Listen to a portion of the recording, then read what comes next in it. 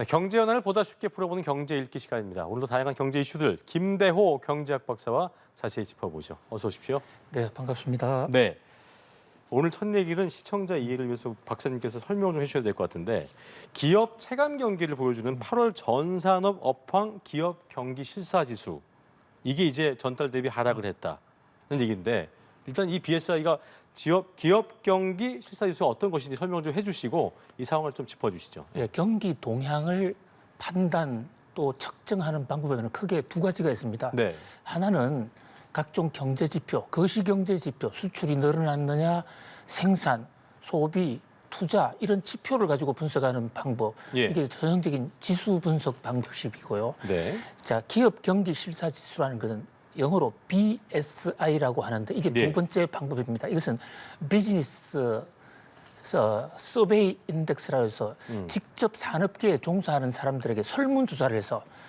지금 경기 좋니 나쁘니 이렇게 물어서 그 사람들의 의견을 이제 전월 대비해 가지고 비교를 하는데요. 요게 100이 되면 좋다는 사람과 나쁘다는 사람이 똑같아졌을 때 지수가 100이에요. 100보다도 모자라면 경기가 나쁘다고 생각하는 사람이 좋다고 생각하는 사람이 좀 더 많다. 예. 그리고 이게 100보다 점점 아래로 내려가서 70, 60, 50으로 떨어진다 그러면 경기 나쁘다고 생각하는 숫자가 훨씬 더 많다. 이렇게 보시면 되거든요. 그 얘기인 거군요. 예. 네. 그런데 이게 이제 한국은행 비교적 공신력이 가장 높다고 하는 한국은행의 기업 경기 실사지수 BSI가 나왔습니다. 예. 8월치인데요. 이게 71입니다. 되게 낮네요. 그렇습니다. 100보다는 좋다고 생각하는 사람보다 나쁘다고 생각하는 사람이 뭐 30% 이상 더 많은 셈이죠. 그런 셈이네요. 그런데 더 중요한 것은 이게 지난달보다 더 떨어졌다는 겁니다. 그렇군요. 가뜩이나 70배도 낮은데 거기서 또 더 떨어졌다. 예. 지금 그래픽을 보시면 이 제조업과 비제조업 업황 이 경기 실사 BSI 지수를 보면 한때 좀 올라갔었어요. 그죠? 이제 코로나 21년 때 많이 올라갔어요. 예, 팬데믹이 끝나고 그러니까요. 급격히 올라갔다가 뚝 떨어졌는데 뚝 떨어지다가 올 초에 좀 올라갔습니다. 조금. 그러다가 다시 떨어지는 이제 그런 모습입니다. 예. 바로 이제 이 대목에서 적어도 산업계에 직접 근무하는 산업 일선에서 뛰고 있는 비즈니스맨들, 그분이 사장일 수도 있고 판매부장, 구매부장일 수도 있는데 이분들은 직접 체감하는 경기는 상당히 나쁘다. 또 최근 들어서 더 나빠졌다. 이렇게 볼 수 있습니다. 이게 그러니까 특히 전자 영상 통신 장비가 이제 7월보다 8% 하락한 거니까 사실 이게 반도체 업종이 지금 회복되지 않고 있기 때문에 업황이 그런 부분이 영향을 미쳤다고 봐야 될까요? 그렇습니다. 이 한국은행이 기업 경기 실사조사 BSI 조사 내용을 업종별로 쭉 분석을 해보니까 반도체 관련 업종들 이를테면 반도체 기판을 만든다든지 또 전자업종, 또 통신장비, 이 반도체를 만드는 데 들어가는 소재 부품 이런 쪽에서의 기업 경기 실사지수가 다른 쪽도 나쁘지만 반도체 관련 업종에서는 더 나빠진 것이거든요. 그렇군요. 지금 우리나라에 반도체가 차지하는 비중이 가장 높습니다. 전체 GDP에서는 약 40%가 넘고 수출에서도 25%를 능가하고 있는데요. 그래서 반도체가 살아나면 우리 경제도 살아날 수가 있다. 이렇게 해서 반도체 회복에 많은 기대를 걸고 있는데 예. 반도체 관련 기업들이 이렇게 좋지 않다는 것은 그만큼 반도체를 최종적으로 만들어서 수출하고 있는 삼성전자나 SK하이닉스 쪽에서 생산량을 본격적으로 늘리지 않으니까 관련 기업에 대한 하청 물량도 많이 늘리지 않은 게 아니냐. 그런 각도에서 일각에서는 지난번 2분기, 1분기에 삼성전자 또는 SK하이닉스의 실적이 나왔을 때 이제 바닥을 쳤다. 이런 분석들이 많이 나왔지 않았습니까? 그런데 그때가 바닥이 아니었던 것이죠. 아니면 바닥이었다 하더라도 바닥 밑에 지하실로 들어간 건지. 그러니까 아직은 반도체에 보면 완연하게 오지 않았다고 볼 수가 있습니다. 물론 삼성전자나 SK하이닉스 입장에서의 수주 물량은 좀 늘어났어요. 그런데 그동안에 재고가 많이 있었단 말입니다. 그 재고부터 먼저 뚫어내야 되니까 가격도 비싸게 못 받고 재고를 팔다 보니까 관련 중소기업들에게 추가로 발주할 물량이 좀 늦어지는 것이죠. 감산도 했었는데 감산 얘기도 있었는데 그것도 크게 영향이 못 미쳤나 봐요. 그것도 감산을 하니까 그나마. 거기에 필요한 예. 감산을 했으니까 거기에 필요한 그 중소기업으로에 대한 발주가 적어진 없는 거죠. 것이고. 그나마 지금 감산을 했기 때문에 반도체 경기가 조금씩 가격이 조금씩 회복되고 있는 것이에요.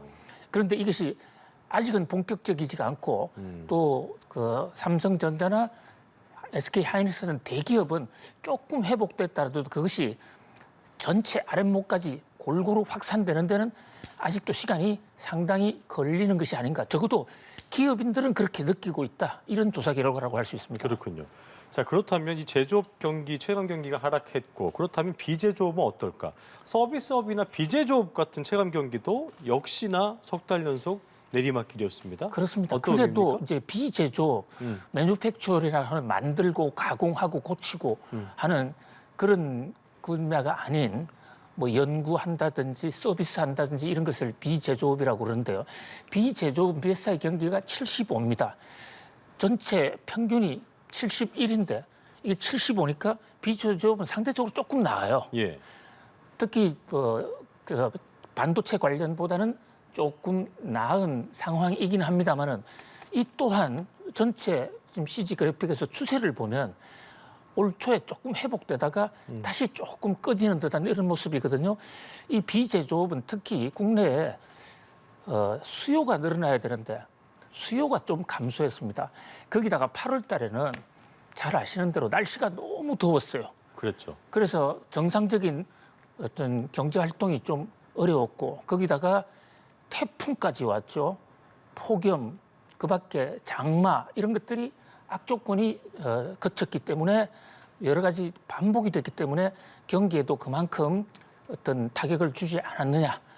그래서 상반기에 이제 상반기 말 정도 4월, 5월 또 조금 회복되던 그 기대가 다시 조금 꺾인 그런 모양새라고 할 수 있습니다. 그렇겠네요. 중국발 리스크도 그렇고 지금 말씀하셨던 반도체 경기 회복 지연 이것 때문에 수출 부진 우려도 큰 상황인 것으로 보이는데 일단 추경호 부총리는 8월 무역 수지가 흑자로 돌아설 것이고 수출도 반등세를 보일 거다라고 본격화할 것이다. 긍정적인 전망을 내놓았는데요. 근거가 있을 거 아니에요. 어떤 추경호 내용입니까? 부총리가 국회에서 의정에서 한 발언이기 때문에 뭐 허투루 한 얘기라고는 할 수가 없습니다. 예. 추경호 부총리의 논리적 근거는 지금 전체적으로 물량 베이스로 보면 우리나라 수출이 빠른 속도로 늘어나고 있다. 그래서 전년 동기 대비로 보면 여전히 마이너스지만은 전월 비중으로 보면 일부 품목에서는 좀 약진하는 부분이 있다. 물론 전체적으로는 수출량도 줄어듭니다. 그런데 수입 물량은 이거보다 더 줄어들거든요. 해서 빠르면 9월 달에는 무역 수지가 흑자로 반전할 가능성이 있다. 특히 국제 유가 같은 부분에서는 지난 1년 전에 비해서 우리 도입 단가가 굉장히 많이 떨어졌습니다. 자, 이제 이런 대목에 대해서 일부 국회의원들이 수출도 줄고 수입도 줄고 그 과정에서 생기는 무역 흑자는 결국 수출이 줄었기 때문에 또는 수입이 줄었기 때문에 이것이 불황형 흑자가 아니냐 이런 지적도 있었는데요. 추경호 부총리는 불황형 적자라는 이런 일부 의원들의 지적에 대해서도 예. 단연코 그렇지 않다.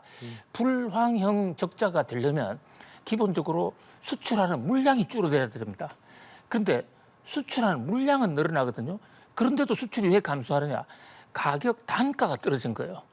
재고가 넘치고 수요가 적다 보니까 특히 반도체 같은 경우는 지금 일부 D램이나 낸드 플래시 같은 경우는 가격이 10분의 1로 떨어져 있습니다. 10분의 1이요? 그런 제품도 있어요. 그렇군요. 그런데 물량 자체는 최근에 들어서 늘어나고 있다.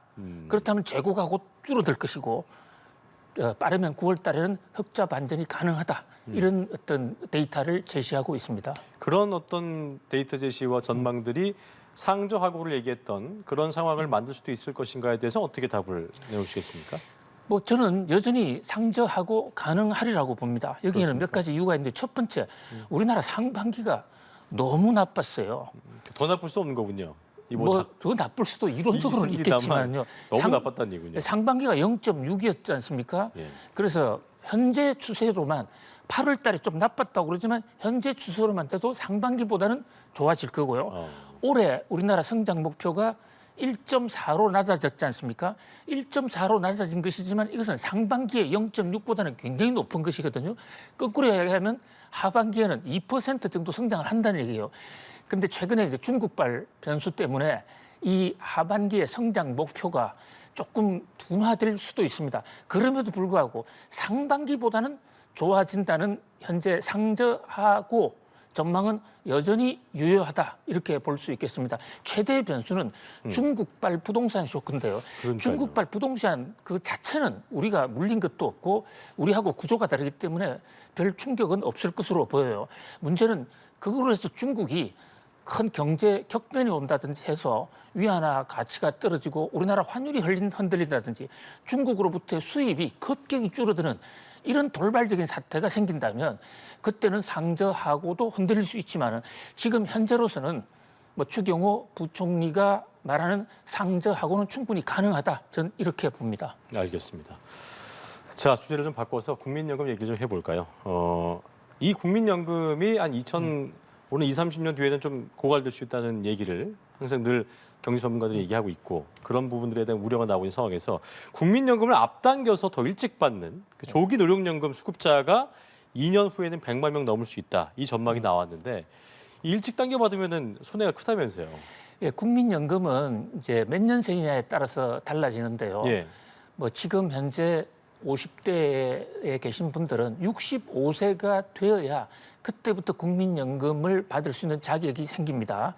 65세부터. 65세부터요. 예. 그런데 거기에 5년을 앞당겨서 본인이 원하면 조기 수령이 가능해요.